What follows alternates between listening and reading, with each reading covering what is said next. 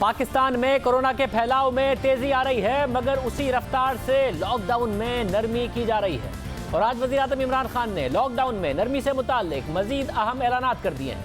वज़ीर आज़म इमरान खान ने कौमी राब्ता कमेटी के इजलास के बाद कहा कि मखसूस शोबों के अलावा बाकी खोल दिए जाएंगे। उनका कहना था कि बैरून मुल्क फंसे पाकिस्तानियों को ज़्यादा तादाद में वापस लाने का फैसला किया है। उन्होंने सयाहत के शोबे को भी काम करने की इजाज़त देने का ऐलान किया और कहा कि खैबर पख्तूनख्वा और गिलगित बल्तिस्तान की हुकूमतें इस बारे में SOPs बनाएंगी।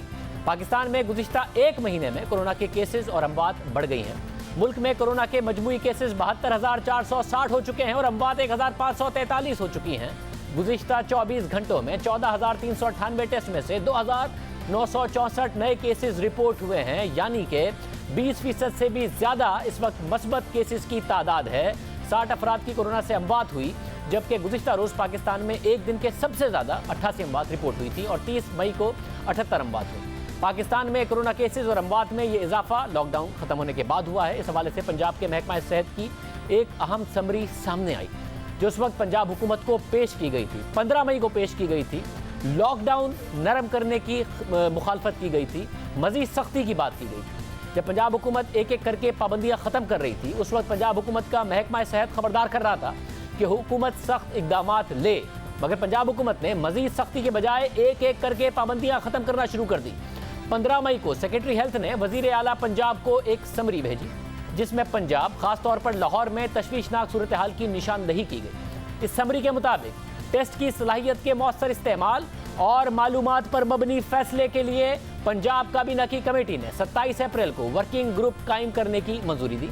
इसलिए महकमा सेहत ने पंजाब हुकूमत की हिदायत और वर्किंग ग्रुप की टेक्निकल मुआवनत के साथ स्मार्ट सैम्पलिंग प्रोजेक्ट का आगाज़ किया, ताकि कोरोना वायरस के फैलाव का जायजा लिया जा सके और उसे रोकने के लिए रहनुमाई की जा सके। इस हवाले से सैम्पलिंग के जो नताइज सामने आए, उसके मुताबिक कम्यूनिटी में कोरोना वायरस के फैलाव का तशवीशनाक मंजर पेश हो रहा है, जिसके मुताबिक लाहौर में किए गए टेस्ट में से 6% मस्बत आए हैं, जबकि कुछ इलाकों में ये शरह 14.7% रही। इस सैंपल को सामने रखते हुए अगर देखा जाए, यानी कि एक्स्ट्रापोलेट किया जाए, तो लाहौर में तकरीबन 6,70,800 कोरोना वायरस के मरीज मौजूद हैं। ये 15 मई की सूरत हाल है कि रिपोर्ट कह रही है कि लाहौर में 6,70,000 कोरोना वायरस के मरीज मौजूद हैं। इन केसेस में कोरोना वायरस की अलामात जाहिर नहीं हुई हैं, इसलिए रिपोर्ट कहती है कि उन्होंने अस्पतालों से रुजू नहीं किया, मगर ये तादाद इतनी है और ये वायरस के फैलाव और मुंतकली का बड़ा जरिया बनेंगे। ये रिपोर्ट 15 मई की है। हालांकि उस वक्त पूरे पंजाब में सरकारी इदाद-ओ-शुमार के मुताबिक कोरोना के मरीजों की तादाद महज 26,240 थी और जबकि रिपोर्ट के मुताबिक सिर्फ लाहौर में 6,70,800 केसेस 15 मई से पहले ही रिपोर्ट हो चुके थे, जबकि इस वक्त 26,000 केसेस की तादाद है। इसके अलावा वज़ीर आला पंजाब को भेजी गई समरी के मुताबिक लाहौर का कोई भी इलाका कोरोना वायरस से महफूज नहीं है। लाहौर में वायरस की मुंतकली का एक खतरनाक रुझान नजर आ रहा है। रिपोर्ट जोनिंग और स्मार्ट लॉकडाउन की मुखालफत करती है और 4 हफ्ते के सख्त लॉकडाउन की सिफारिश करती है। इसके अलावा 50 साल से ज़ायद के उम्र के अफराद को आइसोलेशन में रखने की सिफारिश करती है, लाजमी घरों पर रहने की पॉलिसी अख्तियार करने की सिफारिश करती है। इसके अलावा लाहौर में जो सूरत हाल बन रही है, उसे देखते हुए अस्पतालों में गुंजाइश बढ़ाने के लिए खुसूसी इक़दामात की ये रिपोर्ट सिफारिश करती है और बदलती हुई सूरत हाल को देखते हुए अवाम में आगाही मुहिम चलाने की सिफारिश करती है। इसके अलावा समरी के मुताबिक यहाँ ये बताना अहम है कि महकमा सेहत ग्रुप के तज्जिया और सिफारिशात की मुकम्मल तौसीक करता है, यानी कि जो रिपोर्ट थी उसकी तौसीक महकमा सेहत ने भी की, क्योंकि कोरोना वायरस से बचाव और उसके कंट्रोल के लिए ज़रूरी है। समरी के मुताबिक हुकूमत लॉकडाउन में नरमी पर गौर कर रही है, इसलिए कोई भी फैसला करने से पहले वर्किंग ग्रुप की सिफारिशात पर ज़रूर गौर किया जाए। ये पंजाब के हेल्थ डिपार्टमेंट की सिफारिशात थी, मगर पंजाब हुकूमत मुसलसल लॉकडाउन में नरमी का फैसला करती रही। वर्किंग ग्रुप की रिपोर्ट के मुताबिक इब्तिदा में यानी 26 मार्च से 30 अप्रैल तक पंजाब में मस्बत केसेस की शरह 6.6% थी, मगर फिर 1 मई से 12 मई तक 12 दिनों में ये शरह 9.71% तक हो गई, यानी 12 दिनों में मस्बत आने की शरह 12.5% रही और ये शरह दुनिया के दीगर मुतासरा ममालिक के बराबर है। इसके अलावा वर्किंग ग्रुप ने ग्राफ भी शेयर किया, जिसके मुताबिक दीगर ममालिक में कोरोना वायरस से मुतासरा अफराद में कमी आ रही है, जबकि पंजाब में ये तादाद बढ़ रही है, जो कि तशवीश की बात है। उसके बावजूद जब वर्किंग ग्रुप ने 15 मई को ये सिफारिशात की थी, पंजाब हुकूमत ने उसके बरक्स क्यों फैसले किए? लॉकडाउन में नरमी पर नरमी की गई, ये हम पूछेंगे वज़ीर सेहत पंजाब यास्मीन राशिद साहिबा से। और साहिबा बहुत शुक्रिया हमें शो में ज्वाइन करने के लिए। ڈاکٹر صاحبہ آپ ہی کی وزارت ایک الگ بات کر رہی تھی اور پنجاب حکومت بالکل الگ فیصلے کر رہی تھی. اس میں تو لاک ڈاؤن مزید سخت کرنے کی بات کی گئی, سمارٹ لاک ڈاؤن یا زوننگ کی مخالفت کی گئی کہ اس کی کوئی جسٹیفیکیشن نہیں رہ گئی ہے کیونکہ پورے صوبے میں یہ پھیل گیا ہے, پورے شہر میں پھیل گیا ہے. 6,70,000 لاہور میں انہوں نے کہا کہ انفیکٹ ہو سکتے ہیں. پھر کیا وجہ ہے کہ نہ یہ رپورٹ منظر عام پر آئی, نہ اس کی سفارشات پر عمل درآمد ہوا؟ میرا خیال ہے شاہزیب سب سے اہم چیز تو یہ سمجھنی چاہیے آپ کو کہ یہ جو فگرز ہم نے اس سمری کے اندر دی ہیں, دیز آر ایکسٹراپولیٹڈ فگرز. ہم نے آپ کو یاد ہے اگر ہم نے کہا تھا آپ کو, ہم نے سیمپلنگ کی ہے, رینڈم سیمپلنگ کی ہے لاہور کے اندر, کیونکہ لاہور میں ہمارا مین برنٹ ہے اس ڈیزیز کا, جہاں آج کے دن میں تقریباً 12,000 مریض کنفرمڈ ہیں. تو ہم نے مین لاہور کے ایریا کے اندر جب یہ کوئی تقریباً 10,000 سے زیادہ سیمپلنگ کی, تو پھر آپ اس فگر کو ایکسٹراپولیٹ کرتے ہیں ڈپینڈنگ اپون دا انفیکٹیوٹی ریشیو. تو وہ اس سے ایک سپوزیشن ہوئی کہ اگر ہم اس انفیکٹیوٹی ریشیو کو لیں تو شاید کوئی تقریباً 6 لاکھ لوگ افیکٹ ہو سکتے ہیں. ٹھیک ہے, اور بیسس پہ نیچرلی جب لگ رہا تھا کہ یہ انفیکشن بڑھ رہی ہے تو ہمارا یہ خیال تھا کہ اس وقت ابھی لاک ڈاؤن تھا کہ اٹ شوڈ بی ایکسٹینڈڈ. اس دن جب یہ ہم نے سمری نکالی ہے تو اسی شام سپریم کورٹ نے ایک آپ کو پتہ ہے کہ ڈیسیژن دی کہ lock down should be eased off. تو جب لاک ڈاؤن کا ایز آف سپریم کورٹ کی طرف سے ایک ڈیسیژن آ گیا تو اس سمری کو آگے چلانے کا کوئی جواز نہیں بن رہا تھا. So by the time it reached, I think one of the departments already this was out, کیونکہ وہ تو ہم نے سارے سیکریٹریز کے اندر سرکولیٹ کرنی تھی for their opinion.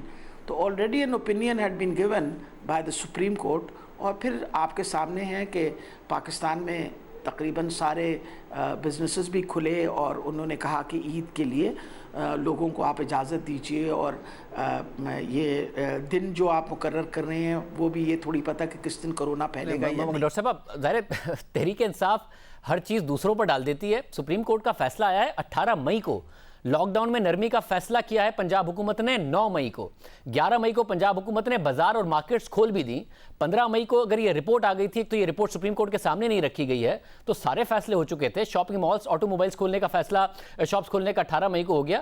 تو یہ تو سارا آپ لوگ پہلے ہی فیصلہ کر چکے تھے, سپریم کورٹ کہاں سے آ گئی اس میں؟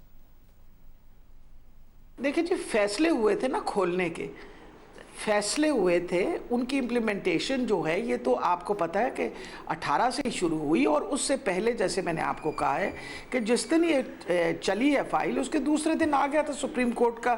نہیں ڈاکٹر صاحب, بعد میں آیا سپریم کورٹ کا فیصلہ. سپریم کورٹ نے تو اپنے فیصلے میں سندھ حکومت کو پنجاب حکومت کی مثال دی ہے کہ اگر وہ اس طریقے سے کھول رہے ہیں تو آپ کیوں اتنی سختی کر رہے ہیں. وہ تو فیصلے میں مثال دی ہے سندھ حکومت کو پنجاب حکومت کی سپریم کورٹ نے. جی میں دیکھیں, آپ try to understand this was actually just for Lahore, اور اس میں ہم نے ایک سجیشن دینی تھی نا گورنمنٹ کو کہا تھا کہ یہ جو آپ نے سیمپلنگ کرائی ہے اس سیمپلنگ کے مطابق ہمیں یہ لگتی ہے سچویشن. لیکن اگر میں اب اپنے آپ کو دیکھوں تو میرا خیال ہے جو ہم نے اس وقت ایکسٹراپولیشن کی تھی وہ شاید تھوڑی بہت غلط ثابت ہوئی ہے. وہ وجہ یہ غلط ثابت اس لیے ہوئی ہے کہ آپ کے سامنے آپ ہی کے پروگرامز میں نے کئی دفعہ کہا ہے کہ پہلی تک ہم ایکسپیکٹ کرتے ہیں کہ پنجاب کے اندر ہم شاید 50,000 پہ چلے جائیں. اگر آپ کو یاد ہو یہ میں نے بات کہی تھی کہ there are chances that based on all this work that we are doing we might go to 50,000. لیکن آج اگر میں دیکھوں تو میرے پاس فگرز جو ہیں وہ 26,240 کی آ رہی ہیں, اور یہ بھی نہیں ہے کہ ہم نے کیسز مطلب ہم نے ٹیسٹ کم کیے ہیں. آج کے دن کے اندر ہم نے 2,40,000 ٹیسٹ کر چکے ہیں اس وقت. So basically when you talk about extrapolated figures یا آپ ٹریجیکٹریز دیتے ہیں یا آپ پریڈکٹ کرتے ہیں تو کوئی ضروری نہیں ہے کہ ہماری ساری پریڈکشنز جو ہیں وہ صحیح ثابت ہوں. نہیں ڈاکٹر صاحب, صحیح یہ غلط کیسے ثابت ہوا ہے؟ آپ نے ٹوٹل ٹیسٹ کی تعداد بتائی ہے, میں پر ڈے ٹیسٹ کی تعداد بتائیں نا آپ. 6,055 ٹیسٹ کیے تھے آپ نے 15 مئی کو, اس میں سے مثبت آئے تھے 287, یعنی کہ تقریباً 5%, 5 سے 8% کا ہی اس وقت مثبت آ رہے تھے. 31 مئی کو آپ نے کم ٹیسٹ کیے ہیں, 6,000 سے کم, 5,487, اور مثبت آئے ہیں 1,184, یعنی 21% سے بھی زیادہ مثبت نتائج آ رہے ہیں. تو اس وقت جب نتیجہ 4 سے 5% آ رہا تھا, 5 سے 6% آ رہا تھا, اب تو 21% آ رہا ہے, تو وہ غلط کیسے ثابت ہوئے؟ انفیکشن ریٹ بڑھا ہی ہے تو وہ تو رپورٹ صحیح ثابت ہوئی. اگر آپ اس کو ایکسٹراپولیٹ کریں گے اب 21% کو تو پتہ نہیں کیا نمبر نکل کے آئے گا. देखिए मेरी बात सुने, हमारी तो एक्स्ट्रापोलेशन के मुताबिक तो बहुत ज़्यादा तादाद बढ़ जानी चाहिए थी ना। If it was let's say supposedly 600,000 by the 14th, it should have doubled up to 1200,000, ठीक है ना। अब it should have gone to 1.2 million, लेकिन ऐसी तो कोई बात नहीं हुई।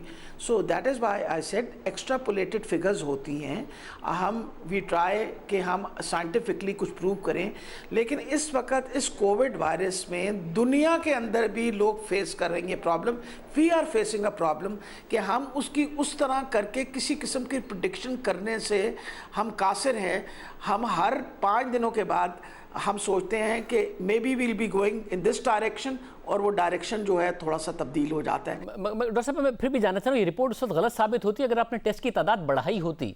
15 मई को 6000 टेस्ट आप कर रही थी, 31 मई को 5487 टेस्ट किए हैं पंजाब ने, और उस वक्त अगर आप टेस्ट की तादाद बढ़ा देती तो 20-21% मस्बत आ रहे हैं, तो आपका 50,000 का नंबर अचीव हो जाता। क्योंकि आपने नहीं किया, आपने टेस्ट की तादाद उल्टा कम कर दी, दरमियान में तो और कम हो गई थी ईद के दिनों में, तो जिसकी वजह से 20% का रेशो के बावजूद तादाद कम है। अगर आप टेस्ट की तादाद बढ़ाते तो उतना ही आ जाता।